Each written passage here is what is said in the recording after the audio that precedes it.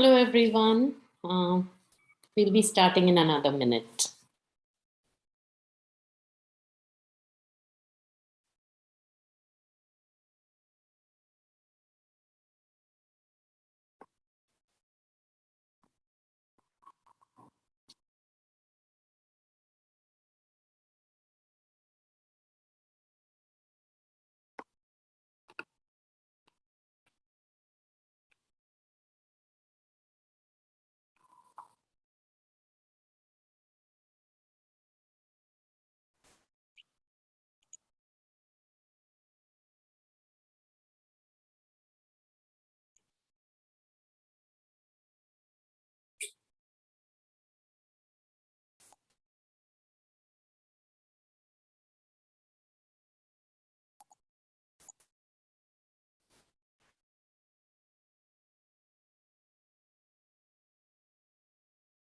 All right, let's begin our session today. A warm welcome to all of you. The topic for the session for today is anti-inflammatory diet. My name is Alpa, and I am a senior nutritionist at Healthify Me. Today, I will be covering what exactly is inflammation, what are the causes of inflammation, how do you know that you have inflammation or not, and how do you uh, follow an anti-inflammatory diet, right? So let's begin the session. I will be I'll be presenting my slides. We'll be completing the session, and you can keep your questions till the end. We'll open up the chat at the end of the presentation, and then I'll be picking up any questions related to today's topic. So let's begin. Let me share my screen.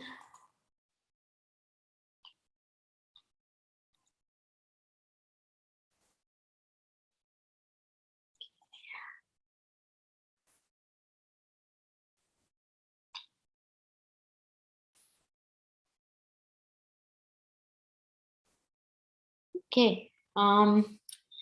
To all of you, a warm welcome again, and let's begin the session today. An interesting session, and I think which affects all of us in today's world. So let's begin the session on anti-inflammatory diet.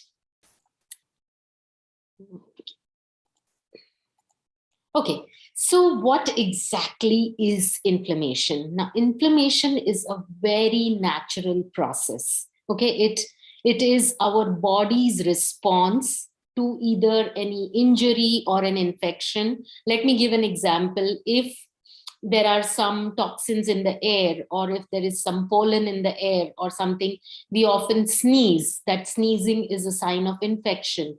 If you hurt yourself somewhere and you have a bruise, a cut is a sign of inflammatory response. You have swollen ankle, or you have certain pains some places. Again, these are signs of inflammation. Coughing, if there is some smell or something different in the environment, you cough, that is also a sign of inflammatory response, right? So it is very natural for us to react to the environment and to any infections, to any toxins, and that is our immune system acting on, right? And it is an inflammatory response. Now, so why do we say inflammation is bad, right?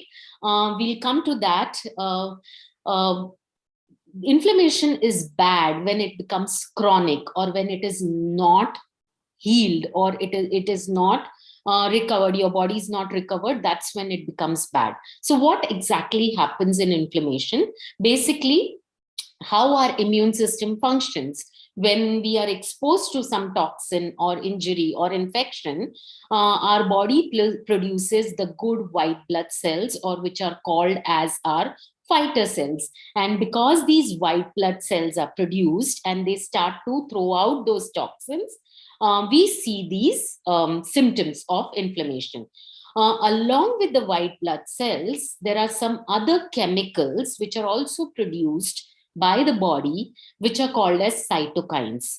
These are the harmful ones, and the presence of cytokines, excess amounts, is a sign of there is any infection in our body. And if it goes beyond a particular amount, and if it stays for much longer, that is a sign of chronic inflammation. So we will talk about what is acute and chronic, but how do you identify that you have chronic inflammation? There is no test as such which you can identify chronic inflammation, but yes, we can do blood tests. And when we do blood test, we check for these markers, these cytokines levels in the body, which is going to give us an idea if you have a chronic infection or not. So the major cytokines which we can check in the blood is, the number one is CRP, or C-reactive protein.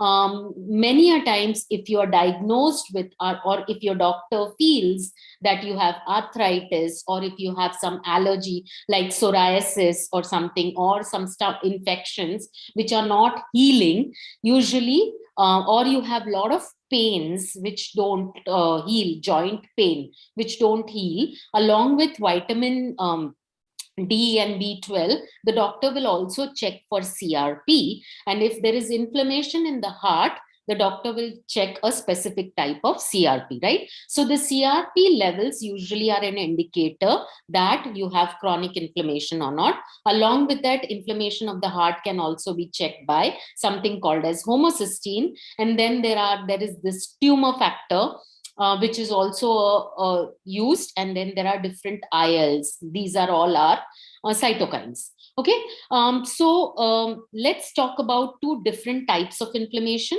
the good inflammation or the acute inflammation. This is the one that I told, right? We have a reflex. Like, for example, you have a cut, or you have a swollen ankle, or a bruise, or some redness.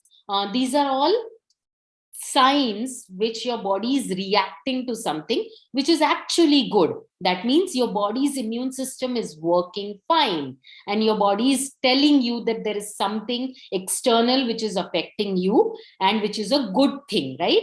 If your immune system doesn't work perfectly fine, then you won't even realize that there is some injury or infection, and it is not a good thing. So good inflammation will have this. Now, as opposed to a bad inflammation or a chronic one, you actually don't see much. You don't see these inflammatory signs. And usually the chronic inflammation is like not a very something which is happening at the back of your back in the body. It doesn't show anything, right? So the good thing about the good inflammation is that you see these external signs. It will last for a day, for a few hours, for a week, or for a few weeks, and then it vanishes. So that means your body has fought against the infection, your body has shown some symptoms, and then now it is absolutely fine. It works, goes back to normal, and you are behaving exactly normal. There is nothing wrong with you, right? In case of chronic inflammation, because the body does not show these signs, and body does not show that something is happening, you really don't know what is happening, and it just keeps sending these messages in your body that something is wrong, something is wrong, but it doesn't flare up, it doesn't show externally. So you wouldn't come to know that something is wrong with you, and it just goes on and on and on, till a point comes where your immune system cannot take it, cannot protect you, and then it manifests itself into various diseases, right? So which are these diseases? There are a lot of diseases which are affected by inflammation. In fact, in the past 2 decades, so many studies have been done, and initially it was thought that inflammatory diseases are a handful. But now what has been established is that more than, or almost 50% of all the deaths occurring worldwide are due to inflammatory diseases. So it is not 1 or 2% or 3% or 10%. It's a whopping 50%, right? So many diseases now can be related to inflammation in our body. And which are these diseases? Well, the first and foremost, or initially they used to think only autoimmune diseases are the one which are inflammatory ones, but it is not so. There are all other metabolic diseases which are also related to inflammation. So which are these autoimmune? And I'll tell you what autoimmunity is asthma, then all these IBS or intestinal diseases like Crohn's or ulcerative colitis, then arthritis, specifically rheumatoid arthritis, and to some extent osteoarthritis, also lupus. There is a type of hypothyroidism called Hashimoto's, your skin allergies or psoriasis, right?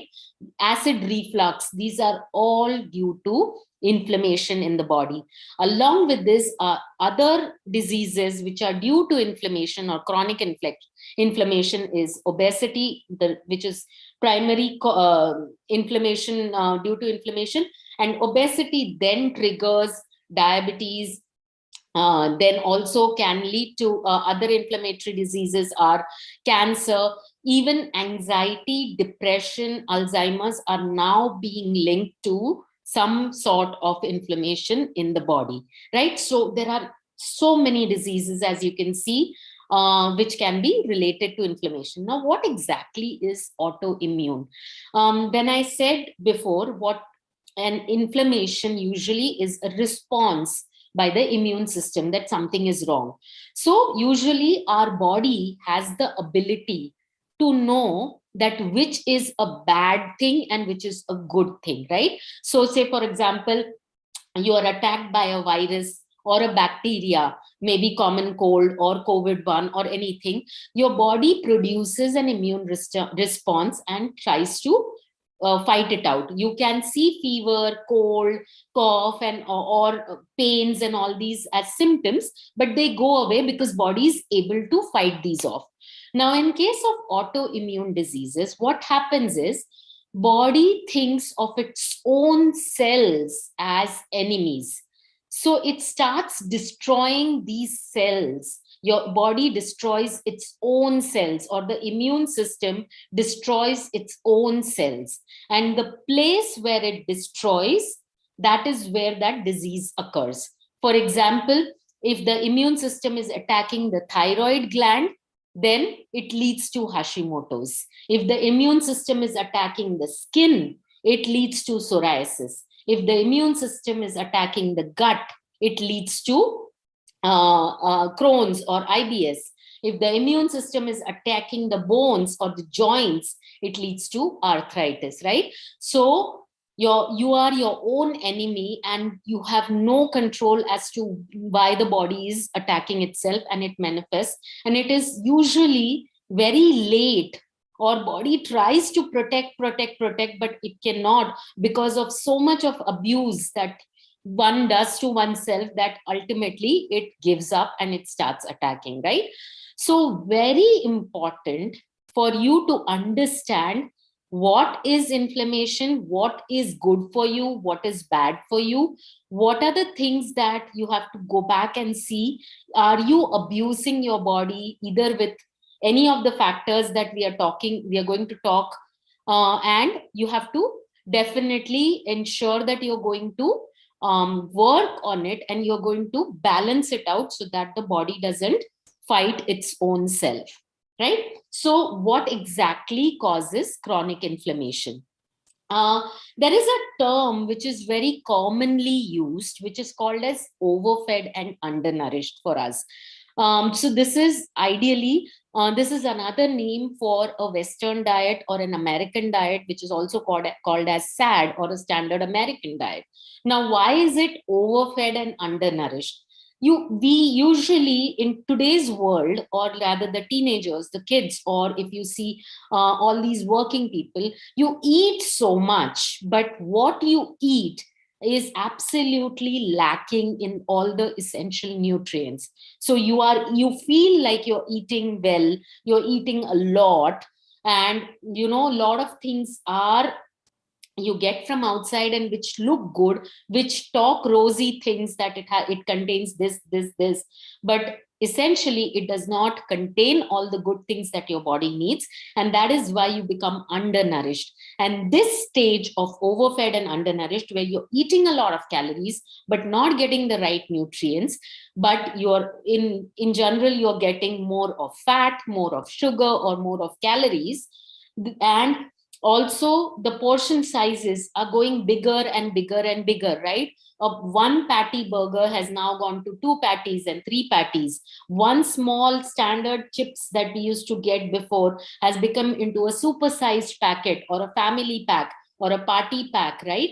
So there are huge servings which are now being thrown out to people, and lot of sales are given to it, or a lot of ways to attract consumers, which tempts us to buy those, and in the process we are depriving of the right nutrients that the body needs. Now what happens when you do this, when you eat a lot of calories, eat a lot of fat and sugar, what happens is it leads to more fat storage, it leads to insulin resistance, it leads to higher waist ratio, right?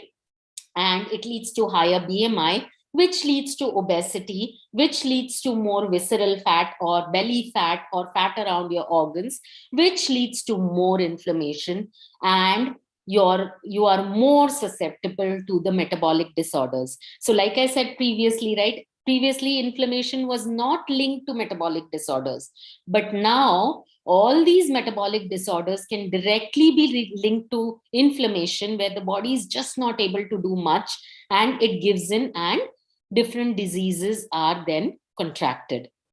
So what are the different factors which lead to inflammation, right? One, I spoke about overfed and undernourished processed diet that we consume today, right?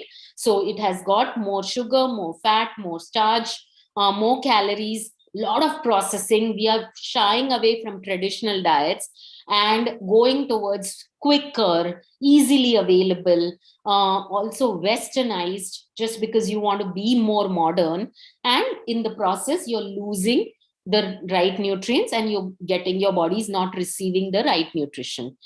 Second cause of inflammation is stress.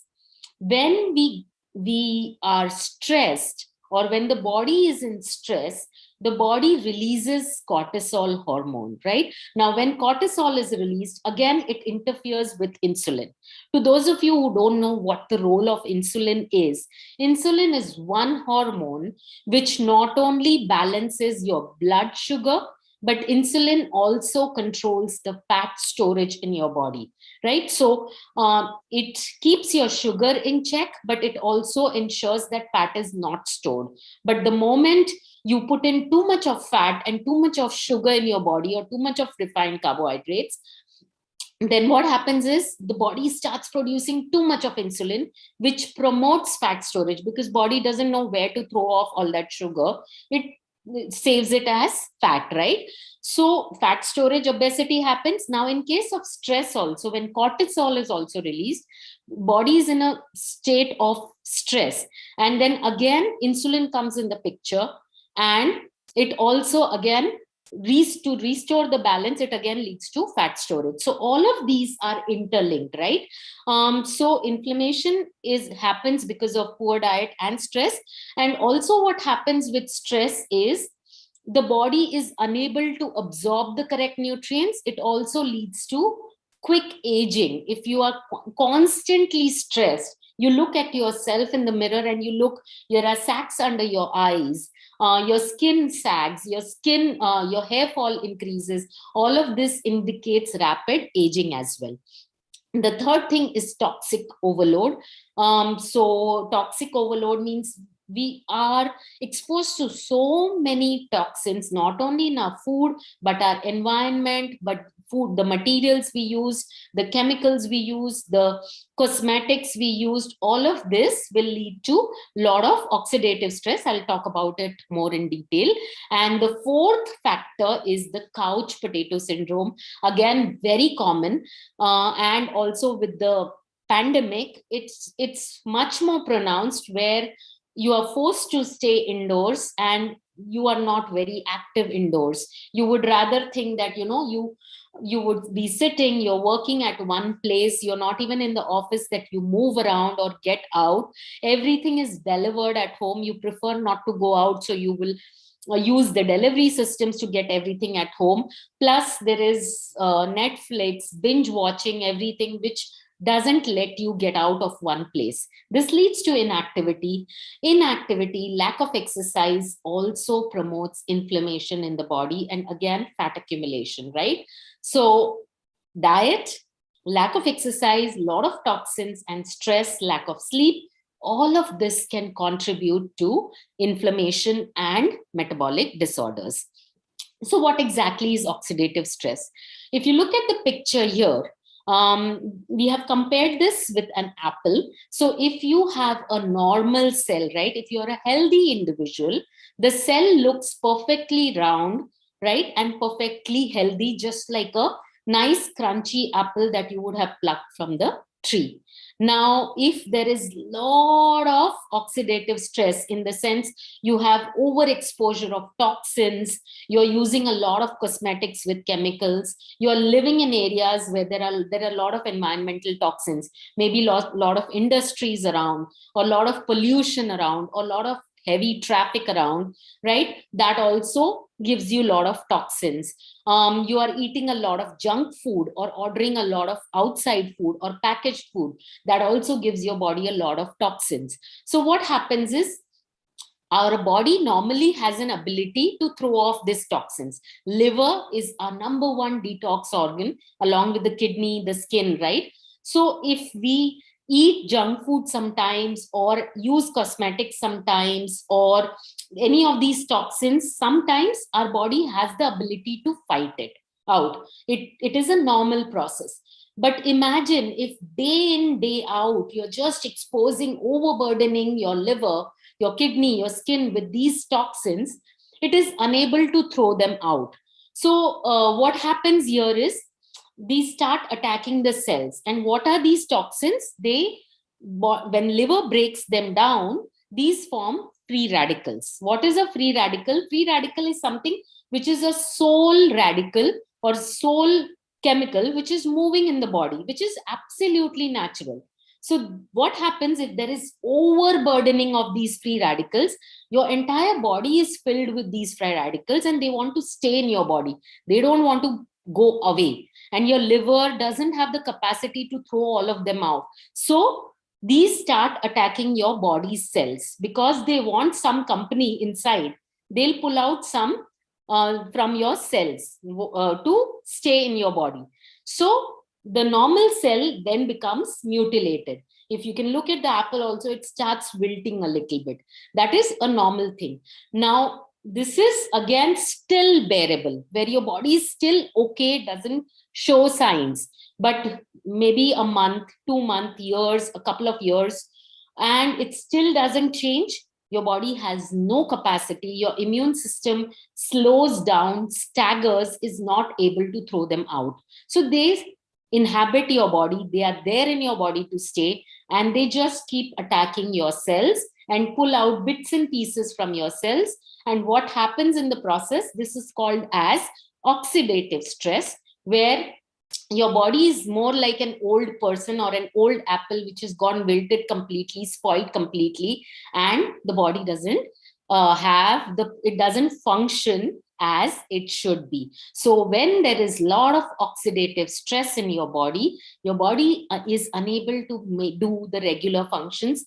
The biggest sign or symptom of oxidative stress is low energy. No matter what you eat, what you do, you exercise, you do yoga, anything, you eat well, you'll still feel tired, you'll feel very low stamina, you will have aches and pains in your body, you will have allergies to food, you will not digest food properly, and plus all of those symptoms, maybe you may have high blood pressure, high cholesterol, high blood sugars, right? So any of these metabolic issues will come in, and then the series start where you'll be getting diagnosed with any of these. And if it is way too much, where all your cells are destroyed or majority of cells are destroyed, it is a condition which leads to what we call as cancer, where body cells are attacked and start growing tumors. Okay, so that is how the process is, very simplified way that I have told you,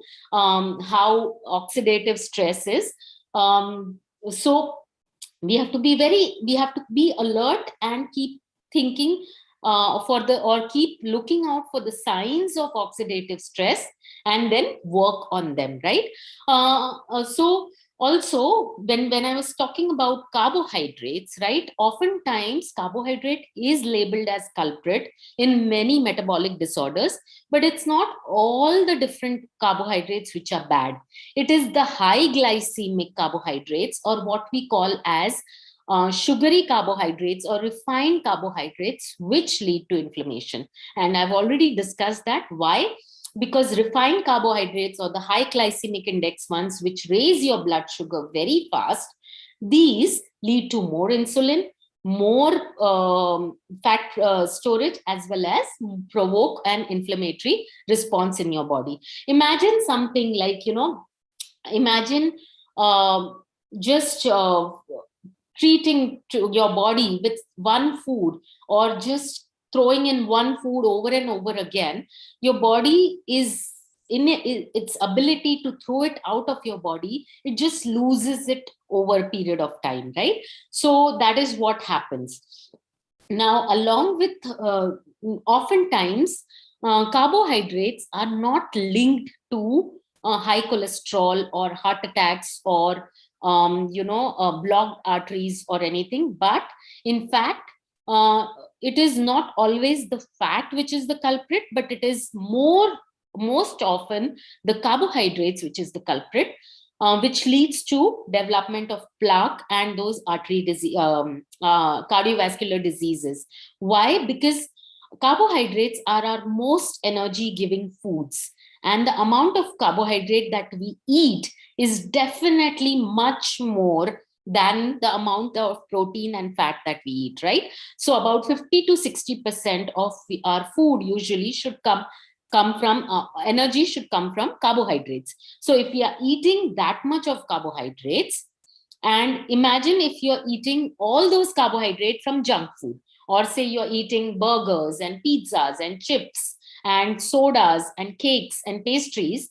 So if you're giving your body so much of refined carbohydrate, the body will obviously not use it and it stores it, and that is how all the process starts. And the two main autoimmune diseases which are associated with high consumption of refined carbohydrate is one which is concerning your gut, which is Crohn's disease, and the other one is rheumatoid arthritis, right? So two diseases which are which you can link back to carbohydrates are these. So obviously your intestine is affected, your gut flora is affected, which in turn causes these diseases. So another way to this is the right time to tell you what happens in an autoimmune disease also. When I said the body starts attacking, how does the body know where to go and attack? So what happens is, normally when we eat a food, right, or if we eat anything, it goes into our from our mouth to our stomach to our intestine. So it is broken down and then it goes to the intestine, and the intestine has hair like, or like a fishing net, okay, or hair like organisms which is called as villi. So because of these hair like organisms which are there, which all often are inhabited by the good bacteria, so these know what foods or what nutrients the body needs. So it will just these will just pull out the good nutrients and then send it to rest of the body for a normal person, and whatever the body does not need, it is thrown away via our feces. What happens in autoimmune diseases is, or when you are abusing your body, your gut gets affected, and in that fishing net or in that villi there are holes which are formed. So because the holes are formed, the undigested particles also enter into the bloodstream. So instead of just the good nutrients, these undigested food also can enter because there are holes and you cannot control them. And these then, the body does not know what to do of that, right? And these then go into different organs and start attacking. So wherever the weak organ is there, it will attack that and it will result in autoimmune diseases. That is why if you are eating a lot of junk food, whether it's high sugar, high fat, it is going to cause gut imbalance, gut problems, and it definitely causes a lot of intestinal diseases or digestive issues, and we usually cannot trace to the cause of it, right? So very important that you eat your carbohydrates in the right amounts and the good carbohydrates. The role of unhealthy fats, this is very important to know, right? The fat role. So again, fat is a culprit which has been told that fat is bad, fat is bad, we know that.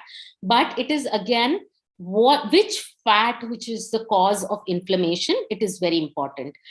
Trans fat, I think I've told in most of my previous workshops, trans fat is one of the fat which is the biggest culprit in whether it's obesity, metabolic disorders, or inflammation, because the body does not know how to digest the trans fat.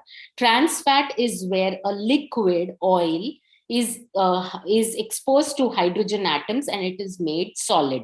Now, the reason why they do that is this solid fat, if you use that in production of foods, especially by the industries, the product which comes out, or the processed food which comes out, it has a higher shelf life. So if you use trans fat, which is the common example is dalda, margarine, any of these, the foods will last for long time, 6 months, a year, and it will not spoil. So industries typically use trans fat. Where are they used?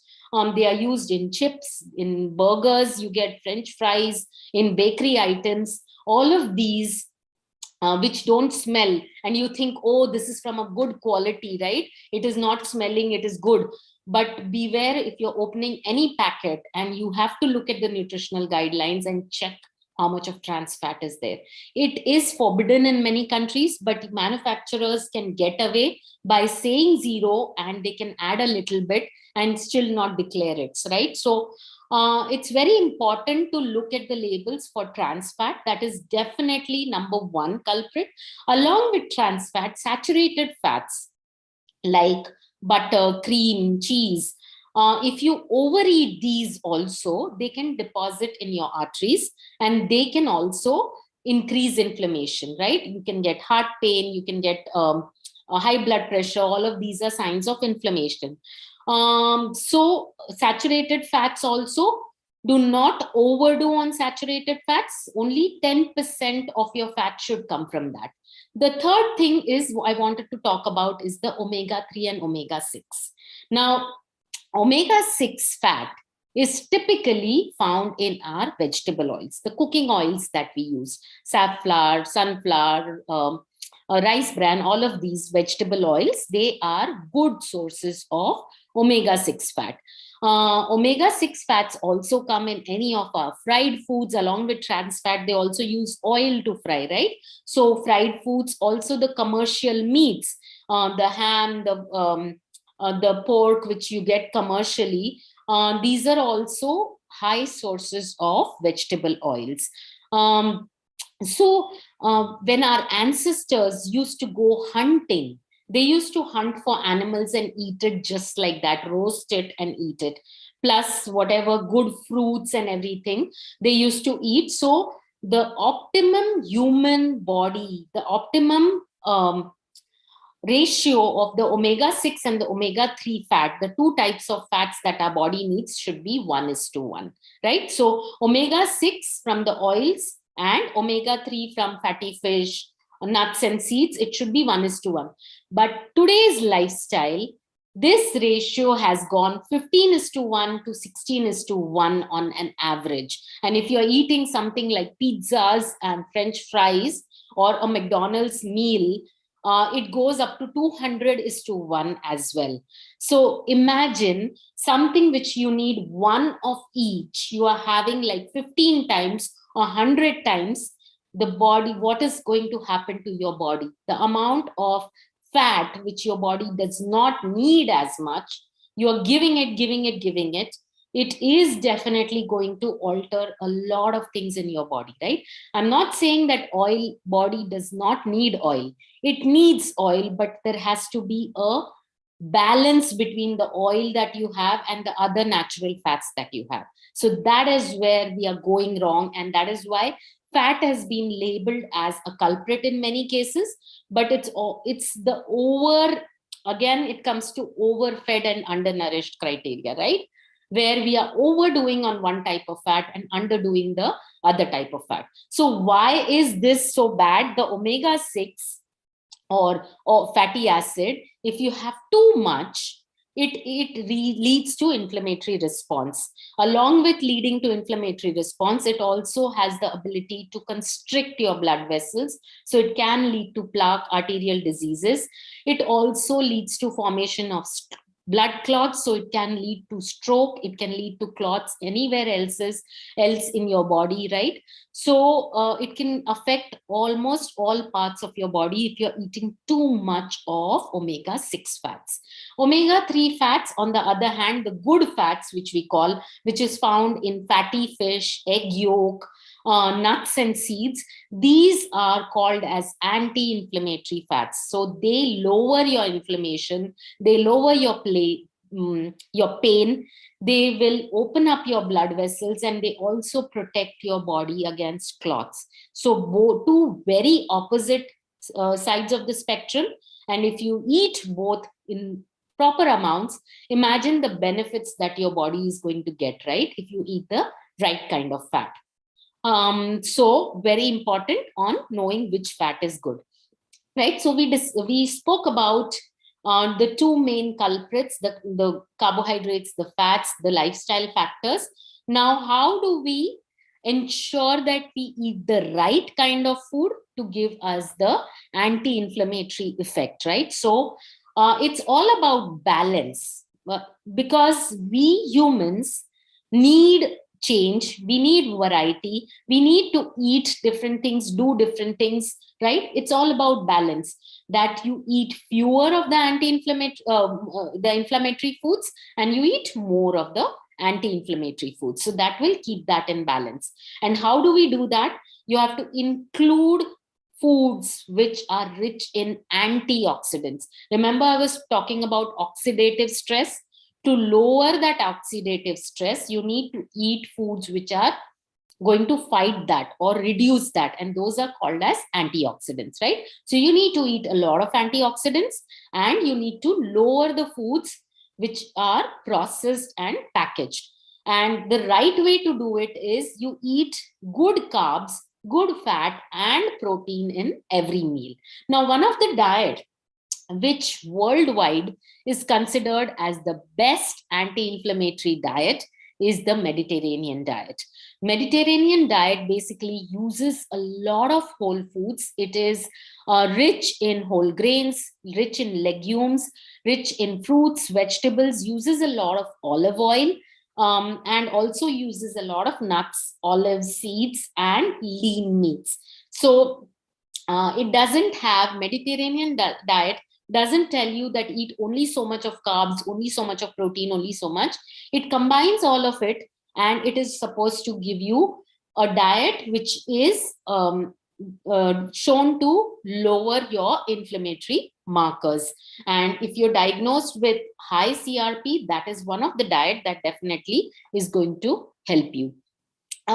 If you are having a high BMI, or if you are obese, or if you are diagnosed with obesity, and you are prone to a lot of metabolic disorders, then you would definitely, another diet which is going to help you is probably a low carb diet. I'm not saying no carb or very low carb like the keto diet or any of those diets, but a low carb diet where you're cutting down the refined carbs and you're getting most of your carbs from vegetables, fruits, as well as pulses, legumes, and some amount of whole grains like brown rice, millets, or oats, barley, all of these in some proportion. Another important study, which is studies, a lot of studies have shown, is vegetarian diets also are linked to lower inflammation. Now, one thing I would like to clarify here is, then most of the Indian population, a lot of Indians are vegetarian, but how come they have so much of inflammatory diseases? Because again, here comes the right kind of vegetarian food. If you're going to eat, then that is what is going to help you with the inflammation, and not the food which has got the nutrients or the bad nutrients that I spoke about earlier. So how do antioxidants work? Basically, say like normal molecule is there, right? And you have a lot of free radicals which are going to attack. So free radicals, like I told you before, free radicals are waiting. If there are too many free radicals, they don't want to live alone, they want company. So they go to your cells and pull out people from there. And I'm just giving example as people, but they pull out stuff from your normal cells because they don't want to be alone. Now, when you eat a diet which is high in antioxidants, these antioxidants go and they pair with the free radicals so that the free radicals don't attack your normal cells. So instead of the free radicals attacking the cells, they only attach with the free radicals. That is how they neutralize it, and your body is not affected by the free radicals. So it's something like, attaching, it's something like you're attaching something to your body which is to your benefit, right? So the more antioxidants you eat, the more the body is able to throw out the free radicals, and more protected your cells are, right? Now, there are so many antioxidants, and every color or every colored fruit, every colored vegetable, even the white color has a different antioxidant. It's not only about, darker colors. Yes, darker colors have more antioxidants, but even lighter colors will have some or the other antioxidant. So, the more antioxidants, the more different colors you have, the more protection, the more ability your body gets to fight, right? So come to the next point, which is adding color to your plate, right? So if we talk about eating for a week, you want to eat all the different colors that you can get. So try to add all colors possible. It's red, orange, yellow, blue, purple, white, whichever colored vegetables which are local, which are in season. Try to add it, because you don't know what antioxidant you're getting from that color. You don't know which part of your body needs which antioxidant, and where it needs more help. So the best way is to add in all the colors so that your body is able to fight everywhere in your body, right? And the best ones that I've listed down here is, of course, the darker colored. Leafy greens, again, nature's own multivitamin, right? It has got all the different types of vitamins, all the different types of nutrients, so that it is able to give you a wide spectrum of nutrients to fight out these free radicals. And the best antioxidants, what we nutritionists call, are the ACEs. This is vitamin A, vitamin C, vitamin E, and selenium. So these are 4 of our top antioxidants which we find in foods, and majority of these are found in whole foods, right? So leafy greens will give us A, D, and K, as well as C. And then cruciferous vegetables. Cruciferous vegetables are broccoli, cabbage, cauliflower. Again, powerful antioxidants, lot of vitamin C. And citrus fruits, obviously, depending on what season is, at least include one red colored fruit. It can be an apple, it can be pomegranate, it can be strawberry, it can be tomato, it can be anything which is red in color. Along with green, red is definitely beneficial. Onions also have a very good antioxidant effect, especially for your gut. If you really want to heal your gut, onions is extremely good at healing your gut because it has got the prebiotics, which are food for your bacteria. So they are going to help you. So adding different colors is the best bet that you can get the most antioxidants. So we spoke about fruits, vegetables. Next comes the fruits. Vegetables, at least 5 servings of vegetables in a day that you can get, it would be great. Or if not, at least 3 vegetables is something that you should aim at, and have 2 servings of fruit every day to give you enough antioxidants to fight the free radicals. So again, when we talk about fruits, vegetables, and fruits, 1 serving is about a cup of your hand, or in grams, it can be about 80 to 100 grams. But usually, when you cup it, is this much amount becomes 1 serving, right? So aim to get that 1 serving. And vegetables, try to include a mix of raw and cooked. Don't just aim at cooking, because cooking also destroys some amount of some antioxidants. So the best way is to get both. So eat raw as well as cooked. And fruits are the best way that you can get the most of antioxidants, because you don't cook them, right? And the best way to get is again different colors. And the darker the color, the more the antioxidant. So again, as per season where you are, you would want to get in at least some dark colored ones like berries, black grapes, jamuns, or any local berries that you get, mulberries, then uh, strawberries, watermelon. So any of these darker colored ones, papayas, all of these fruits, again, you rotate it. Don't eat just one of it, but have different colors to get the different antioxidants. So in fact, the most antioxidant fruits would probably be the jamuns, the blueberries, these are, or the black cherries. These are the ones which have very potent amount of antioxidants, and 1 to 2 servings a day is going to give you a great amount of more, double or more the amount than your body needs. Along with your fruits and vegetables, you would want to have at least 1 to 2 servings of beans and pulses. Like I said, the Mediterranean diet is the best anti-inflammatory diet.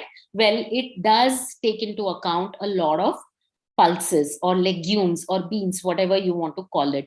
Why are these important?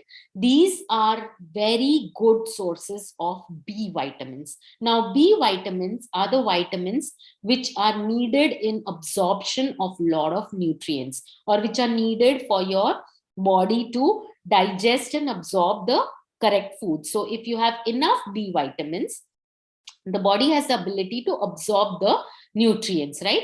So also B vitamins get depleted if you have a lot of stress, if you eat a lot of junk food, lot of sugar, because these sugar, junk food, these all are devoid of nutrients. So if you eat a lot of these foods, and like I said, you need B vitamins for your body to, for the digestion process. If you eat a lot of these foods, your body has to pull out from its stores of B vitamin to digest these foods. So body becomes deficient in these vitamins, and the result is you start feeling low, your brain doesn't function, you have aches and pains, all signs that your B vitamins are low, and that is why body is not digesting everything to its optimum level and producing these inflammatory symptoms, right? So very important that these B vitamins are replenished in your body from time to time, and the best sources are beans, pulses, nuts, seeds, and whole grains. Whole grains, the not the processed refined flours, but the flours which have the skin around it. So obviously the B vitamins are preserved in them. Also, any whole grains, beans and pulses are also low glycemic index because they have a lot of fiber. And so obviously, again, your blood sugar levels are maintained and there is not enough fat storage happening because fiber also flushes out food, unwanted food and fat from your body. So it helps in cutting down your fat storage also. So 1 to 2 servings at least per day of pulses, and vegetarians may take it up one more serving to add it to 3 servings at least. So one serving is usually 1/4 cup of raw or half a cup of cooked.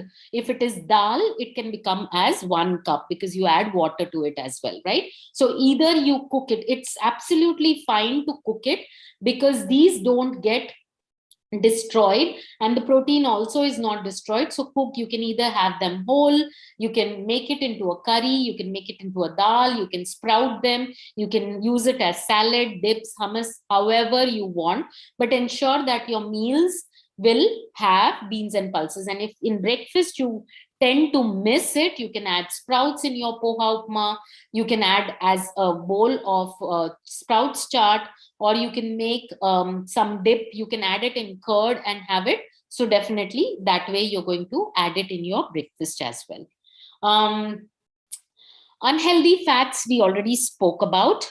So couple of ways that how you can limit the omega-6 fats is avoid your fried foods and fried snacks. And if we had to divide your day's intake of fat, ensure that you're getting fat from different sources. So you can have 1 spoon of your saturated fat, which can be your ghee, your coconut oil, or your cream or something. 1 spoon can be your vegetable oil, and the other spoon can be another good oil, right? So 3 spoons should be more than enough to meet your omega-6 fat requirement. And then you can have a handful of nuts and seeds or your lean meats, and you can get your omega-3 as well. So limiting your intake and watching how much of oil intake you take is a good bet in controlling your omega-6 fats.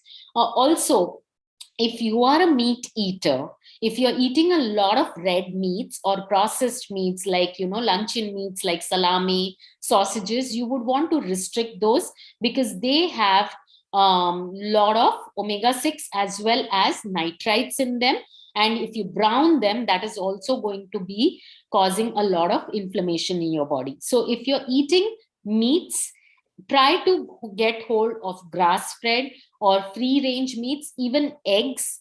Commercial eggs will have more of omega-6.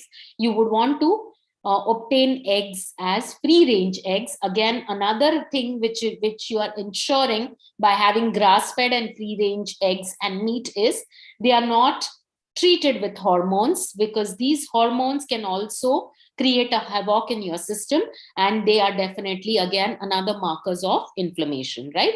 So try to eat meats which are grass-fed, free-range.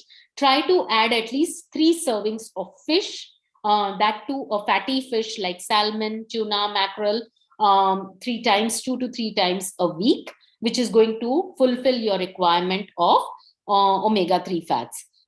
Avoid hydrogenated or trans fat found in the packaged foods, right? And like I said, because of nitrites, which can also cause inflammation, you have to don't fry your meats till they are extremely brown. A lot of people have this habit of having it extremely brown. Once in a while is okay, but every day browning of meat to an extreme is something which we would not advise in an anti-inflammatory diet.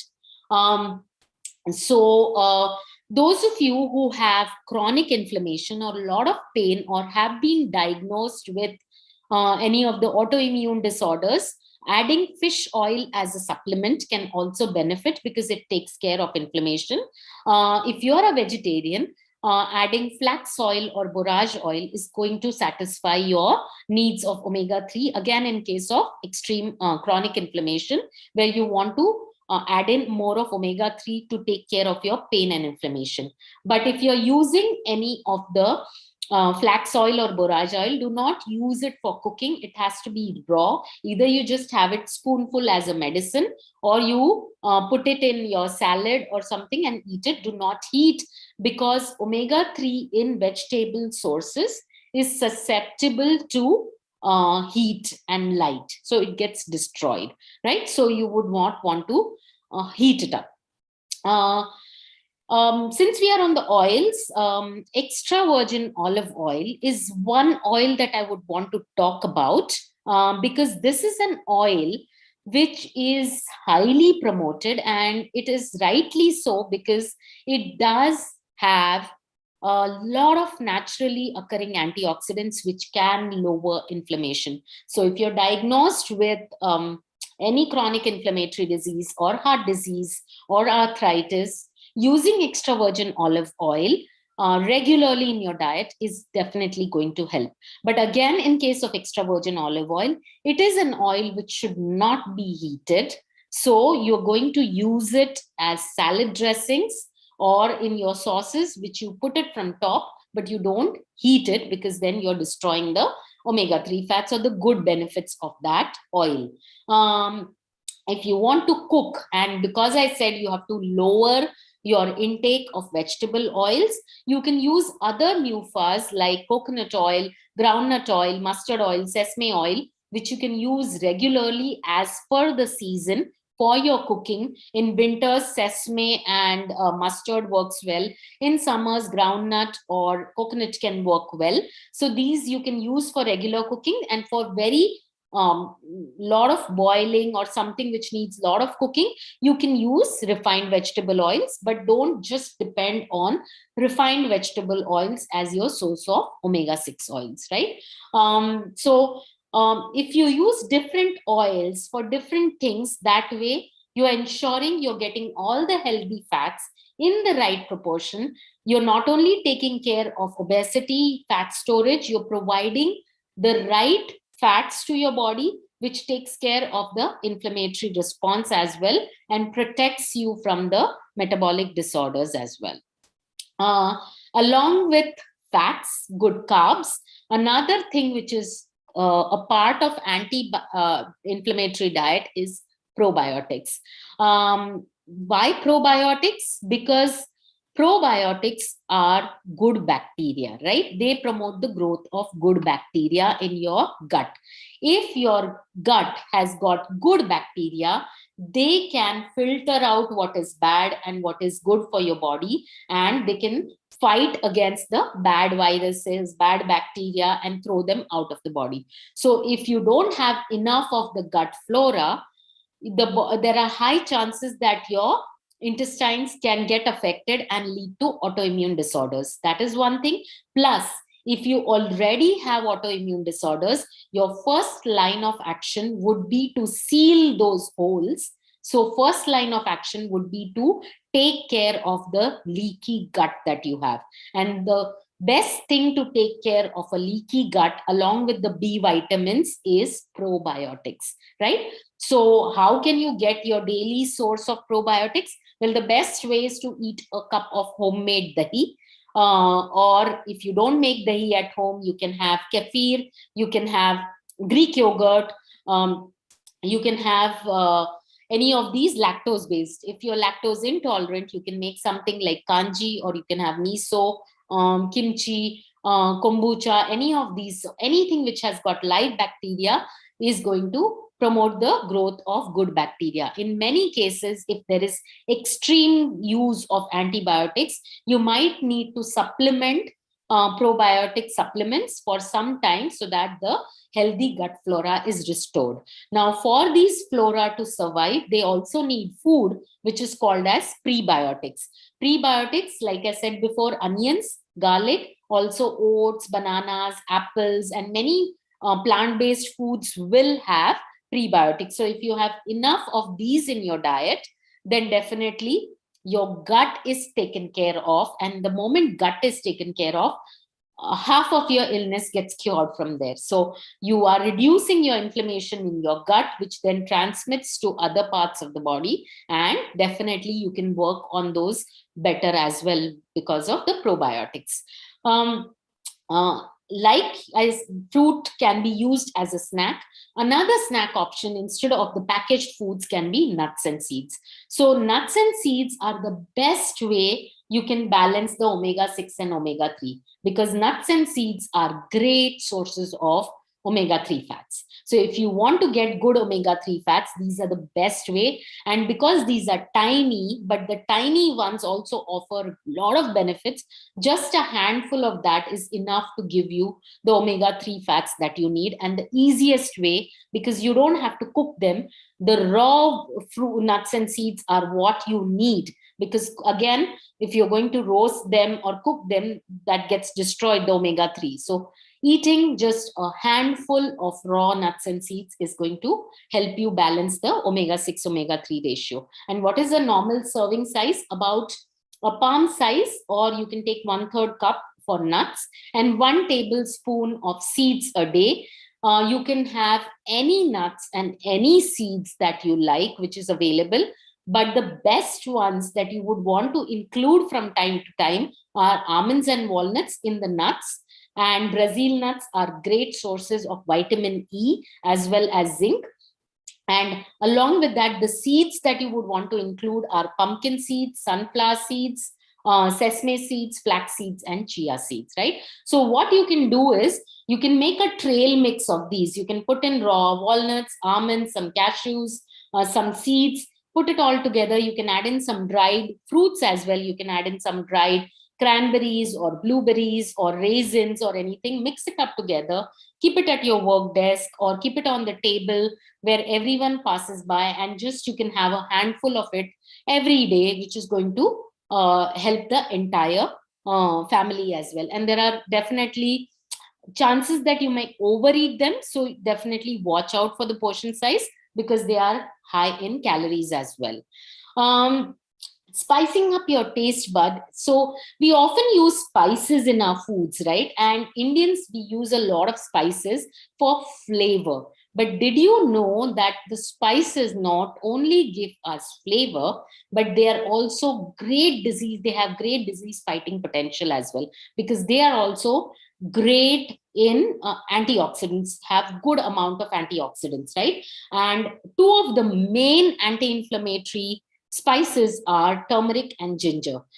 Turmeric has got curcumin, so definitely anti-inflammatory, antimicrobial, antiseptic. And you add in pepper along with it, it takes its properties up by tenfold, right? So turmeric pepper combination is something which we usually promote for anti-inflammation. And ginger, in fact, ginger is very potent for any type of inflammation in any part of your body, right? And ginger is a spice which is can be used throughout the year for its anti-inflammatory properties. Along with that, you can use cumin, you can use cinnamon. Then a lot of herbs are there, are Indian curry leaves, then ginger, garlic, thyme, rosemary. Try to add in a lot of herbs in your diet to notch up that antioxidant potential. And if you have a lot of stress, adding ashwagandha, or if you are a smoker, or if you are someone who's got environmental toxins, rose hips, which are great sources of vitamin C, adding these as supplements can also help you. I wanted to include dark chocolate because, yes, dark chocolate, if it is 70% more and cocoa, it has a powerful antioxidant capacity. So we love our sweets, right? We often want sweets from time to time, and then we end up, that's one area where the refined sugar, the high fat comes in, because most of the desserts are laden with fat and sugar and refined flour. So what if we can use dark chocolate instead, and which doesn't really cause inflammation in our body, right? So this is a great way to get the benefits but also satisfy our sweet cravings. Why? Because again, dark chocolate has got good anti-inflammatory properties, but go for good quality dark chocolate, which says 70% dark chocolate on the label, and or more. And when you look at the ingredients, there is not much of sugar or different forms of sugar added. And because chocolate can be addictive, ensure that you stick to 1 to 2 pieces a day, which is good enough, or you can use it along with some good oil, some good fruits, and make it like a good dessert. And you can consume. So avocado dark chocolate with strawberry mousse is a great combination to satisfy your cravings, right? So desserts like that is definitely going to help.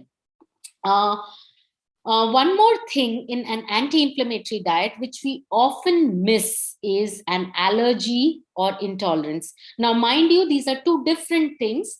Allergy is different, intolerance is different, right? What is an allergy? Allergy is when you eat a particular type of food, it gives you symptoms, and these symptoms can be even very, very severe, that you are unable to breathe, and it can also lead to death as well. So allergy can be very severe. Allergy can be something which your body gives a big inflammatory, severe inflammatory response, and your body cannot absolutely eat that. You cannot eat that food at all. That is a food allergy. Intolerance is, you may get symptoms like, rash or hives or stomach pain or diarrhea, but you can still eat that food sometimes. So you have to know the difference between an allergy and intolerance, right? Depending on the inflammatory response that you get. And many times what happens is, you have these symptoms, but you don't know, you've got all the tests done, but you are absolutely unable to figure out what is wrong with you, right? You have checked all your vitamins, you have checked all your parameters, and everything seems fine. You have eliminated sugar, you have eliminated alcohol, you have started working out, you're sleeping well, everything, but still you are unable to figure out. You would want to check for a food intolerance or an allergy, right? So if you're getting repeatedly any symptoms which just don't go away, please do not forget to do this. And common allergens are peanuts, soya, milk, wheat, fish, nuts, right? Some coconut allergy or something. These are the most common allergens. But intolerances can be, something like a broad category like gluten. It can be a lactose intolerance, and it can be even a soy intolerance. So because these are the foods which are disguised and added in many products, like gluten is added, wheat is added in so many products, a lot of things are processed in soya facilities, lactose is also added. So these could be disguised in there, and you may be seeing intolerances, right? So do get tested and eliminate these. You could take care of your inflammation by eliminating the certain foods that were the problem in the first place. Uh, Talking about, in the previous slide, I had told environmental toxins, and I'll talk more about it. In fact, this is something that is something which is neglected, or which is something which is not given as much importance. It's always the diet which gets the maximum weightage, but lot of inflammation is because of the toxins that we are exposed to. It could be hundreds and hundreds of toxins. It could be, as simple as pesticides which are sprayed on foods, and our body is not used to. For example, you're buying from the supermarket a produce which looks very good, which is nice, which is bought from all over the world, and you're happy eating it. But if you're eating it on a regular basis, you are exposing your body to a lot of pesticides, because they must have been sprayed on it for them to be preserved, right? Or to look good. And body does not accept them, and it fights them. It fights for once, twice, and then immune system kind of gives off, and it leads to inflammatory response. Then plastics, canned foods, what we call as BPA, the cheap plastic, right? It's the number one endocrine disruptor. So when I talk about endocrine disruptor, it affects your endocrine glands, which are our hormone producing glands. So it affects your insulin, it affects the respiratory hormones, it affects the reproductive hormones, and you start getting these inflammatory response like acne, insulin resistance, period problems, PCOD, right? Type 2 diabetes, all these can be due to a use of lot of bisphenol A, which we typically would never associate it to that, right? So your inflammatory responses are much more severe. In fact, any hormonal imbalance or any autoimmune diseases, I would suggest that try and avoid plastics completely. Shift to steel, glass, bottles, containers, right? These are definitely much better. Use the traditional utensils, use our steel plates. They may not look great, but they are absolutely fine, right? Much better to store than the plastics. Do not use the microwave with the plastic container.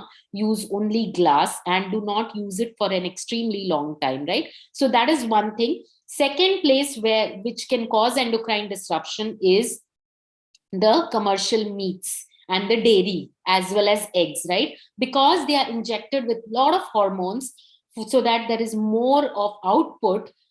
These hormones then enter our body and disrupt all your hormones, leading to all the conditions that I described. So try to choose farm fresh milk or A2 milk, free range eggs, free grass fed meats, and stick to local farmers. Get your produce from local farmers. If you can afford organic, great. If you cannot, at least go for low pesticide foods, and don't go to the supermarket always and pick up the best looking foods which may not be the best for your bodies, right? And the last thing that I wanted to talk about was stress and sleep.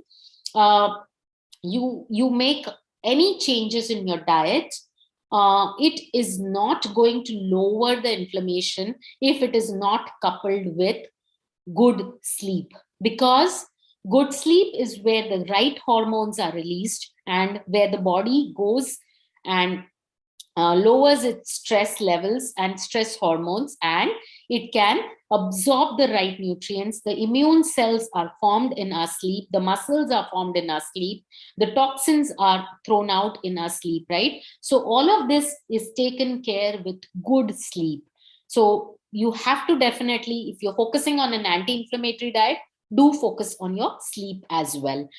Similarly, take care of your stress. In fact, stress can lead to deprivation of sleep. Stress can lead you to eat faulty things. Stress can lead you to your brain overworking.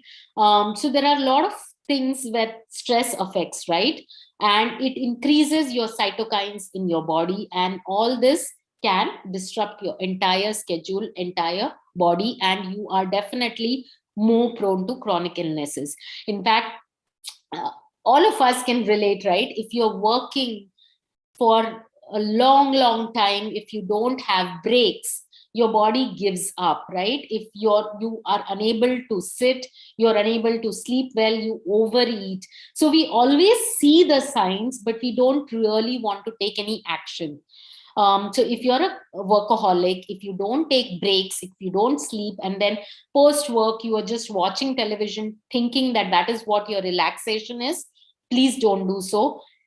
You work, you have your free time away from gadgets, have a proper sleep schedule, right? And eat proper food. All of these together is what is going to take care of your inflammation. So by making all these changes, by adding an inflammatory diet, which is full of whole grains, good fruits, vegetables, nuts and seeds, and which is low in processed foods, which is low in endocrine disruptors, along with some exercise and sleep, will not only take care of your gut health, it will take care of your autoimmune disorders, it will keep your body in proper shape, it will give the correct nutrition to your body, and your blood will also have lower inflammation markers, right? So overall your body is going to get benefits, and it is going to improve your mood, it is also going to improve your energy, right? And there is an example that I thought of an anti-inflammatory diet plan. You can check it on the Healthify Me Instagram page or website as well, where you can see this diet plan. So a very simple diet plan that I have added there, that from the normal foods that we have at home, right? One breakfast can be a simple breakfast of moong dal chila or besan chila or sprouts chila, oats chila with mint chutney, and either you can have milk with turmeric and black pepper, or curd with little bit of pepper added to it, and a tadka of turmeric. That is a great anti-inflammatory breakfast. Your morning snack, remember I said nuts and